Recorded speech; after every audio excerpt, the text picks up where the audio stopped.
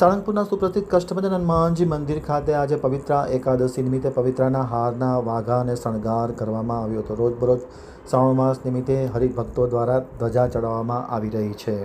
હવે જોઈએ સાળંગપુર આમતક ન્યૂઝ બ્યુરોમાંથી ચિંતન વાગડિયાનો એક વિસ્તૃત અહેવાલ। શ્રાવણ માસ મહોત્સવ અંતર્ગત પવિત્ર એકાદશી નિમિત્તે શ્રી કષ્ટભંજન હનુમાનજી દેવને પવિત્રના હારના વાઘા અને પવિત્રતાના શણગાર કરવામાં આવ્યો હતો। ભગવાન શિવજીની આરાધનાના પર્વ સમા એવા પવિત્ર શ્રાવણ માસ નિમિત્તે સ્વામિનારાયણ મંદિર વડતાલ ધામ સંચાલિત સુપ્રસિદ્ધ યાત્રાધામ સાળંગપુર ધામ કષ્ટભંજન દેવ હનુમાનજી મંદિર ખાતે શાસ્ત્રી સ્વામી હરિપ્રકાશ દાસજી અથાણાવાળાની પ્રેરણાથી કોઠારી વિવેક સાગરદાસજી સ્વામીના માર્ગદર્શન તળે આજરોજ રવિવારના દિવસે પવિત્ર એકાદશી નિમિત્તે કષ્ટભંજન હનુમાનજી મહારાજને પવિત્રના હારના વાઘા અને પવિત્રાનો શણગાર કરવામાં આવ્યો હતો। 5:45 કલાકે શણગાર આરતી પૂજારી સ્વામી દ્વારા કરવામાં આવી હતી।